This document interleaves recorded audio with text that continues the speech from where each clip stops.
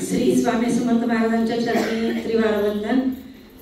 मी वंदना Joshi Nanded, advocate Ramesh दंडे यांच्या मार्गदर्शनातून मी आलेली आहे आणि गुरुजींकडे याच्या अगोदर मी 2 वेळेस विधी केलेला आहे आणि त्या दोन्ही वेळेस मी ज्या संकल्पासाठी विधी केला ते माझे विधी पूर्ण झालेले आहेत, माझे मनोरथ पूर्ण झालेले आहे। माझ्या मुलीला नोकरी, तर नारायण नागोळी केल्यानंतर माझ्या मुलीला नोकरी लागली। दुसऱ्या वेळेस केल्यानंतर तिचं लग्न झालं आणि तिसऱ्या वेळेस जेव्हा मी मुलाच्या नोकरीसाठी आले होते, पण माझे वडील खूप अंथरुणावर होते। आता म्हणजे वडिलांचं वय 84 वर्ष आहे, पण ते आजारी आहेत, आता जातात का काय असं मला येताना वाटत होतं की सगळं म्हणजे बेडवर होतं त्यांचं।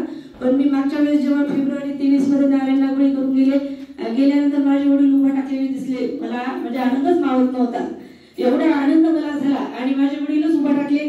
मग जेव्हा मी रमेश साहेबांकडे गेले तेव्हा त्यांनी म्हणे तुमची पुण्य केलं ते जे पहिल्यांदा अर्जंट असते तिकडे गेलं आणि त्याच्यामुळे आता मुद्दाम माझ्या मुलाला त्याच्या नोकरीसाठी त्याला स्वतःला नारायण नागोळीला त्यांनी पाठवलेलं आहे। आणि गुरुजींचा अभिनंदन याच्यासाठी की त्यांनी एवढं कार्य कसं करू शकतात आणि हे कार्य करणं काही सोपी गोष्ट नाही आणि ह्याच्या मागे नक्कीच दैवी चमत्कार महाराजांचा आशीर्वाद आहे, म्हणूनच त्यांनी कार्य करतात।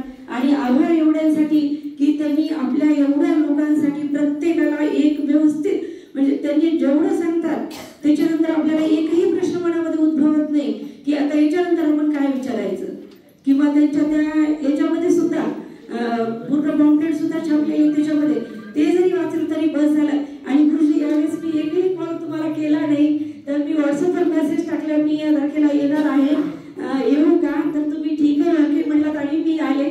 तर सगळ्यांकडे ज्ञान असतं, पण आपल्याकडचं ज्ञान स्वतःकडे लपून न ठेवता आपल्या तुकाराम महाराजांनी सांगितलेलं आहे की जे जे आपणाशी ठावे ते ते इतरांशी सांगावे, शहाणे करून सोडावे सकळ जन।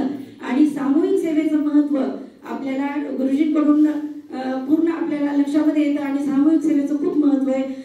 महाराजांना जे आपण देव भेटतो का आपल्या अडचणी सोडवण्यासाठी म्हणतो, पण देव तो कोण्या रूपात भेटतो आणि आपल्या अडचणी सोडवण्यासाठी